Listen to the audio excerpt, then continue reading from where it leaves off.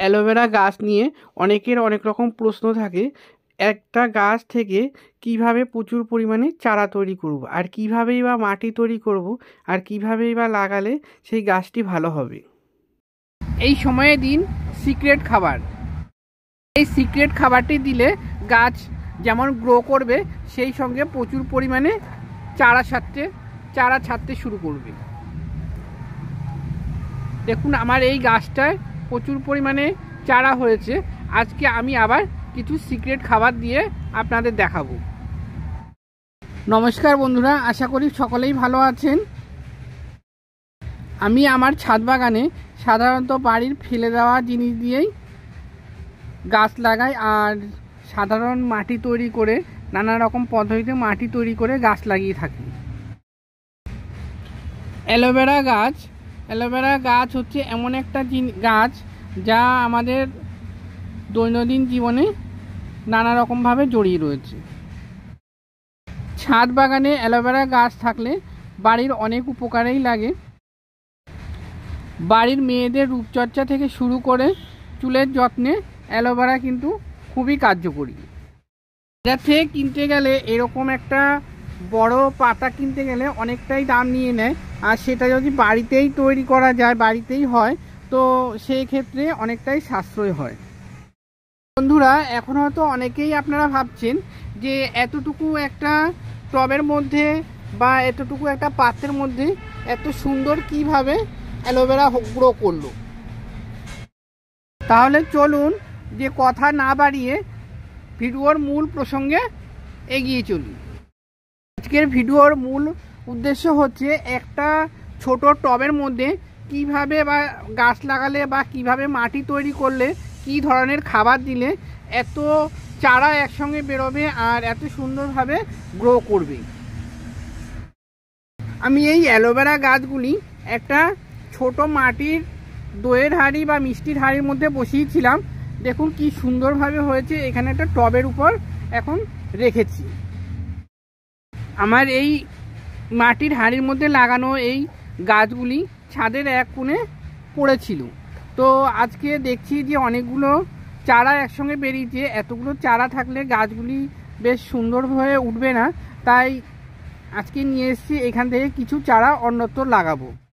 সঙ্গে দেখায় আমার এই মূল গাছটি দেখো কত সুন্দরভাবে বেড়ে উঠেছে, আর গাছ বড় হওয়ার সঙ্গে সঙ্গে পাতাগুলি অনেকটা বড় হয়েছে।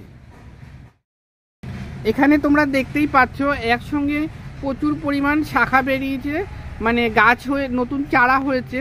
তো একটার পেছনে একটা গাছ এমনভাবে লেগে রয়েছে, একটা গাছ ওঠাতে গেলে অনেকগুলি চারা উঠে আসবে। ইতিমধ্যে আমি বেশ কয়েকটা গাছ তুলে নিয়েছি। এই দেখো এইখানে যার জন্য ফাঁকা দেখা যাচ্ছে, আরও বেশ কয়েকটা গাছ তুলে নেব। শুধু যে চারাগুলি বড় হয়েছে তাই নয়, পাশ দিয়ে আরও ছোট ছোট চারা বের হচ্ছে। এখানে আমি মাটি তৈরি করে নিচ্ছি 40% সাধারণ মাটি মানে গার্ডেন সয়েল, আর পাতা পচা সার নিয়েছি 50%, আর 10% নিয়েছি নিম খোল বা নিম পাতা সার। অর্থাৎ আমি নিম পাতা সার ব্যবহার করছি। আপনাদের কাছে নিম পাতা সার না থাকলে আপনারা নিম খোল ব্যবহার করতে পারেন। এই মাটিগুলি তৈরি করার পর আমি 2 দিনের জন্য রোদে শুকিয়ে নিয়েছি। এখানে আমি একটা ছোট টব নিয়েছি। এই ছোট টবের মধ্যে এই মাটিটা পূরণ করে নিলাম। এখন আমি এইখান থেকে বড় দেখে 2টো চারা তুলব।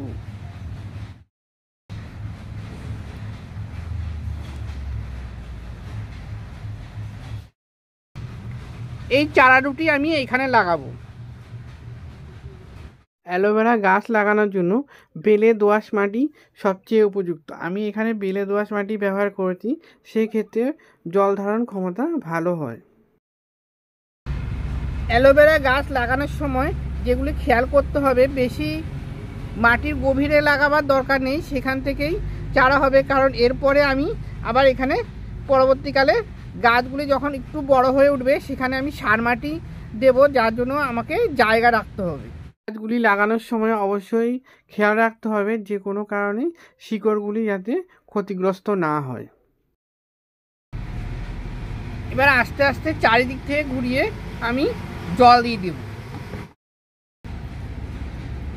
একবারে বেশি দিলে হবে না, অল্প অল্প করে চারিদিক থেকে ঘুরিয়ে ঘুরিয়ে আমি জলটা দেব।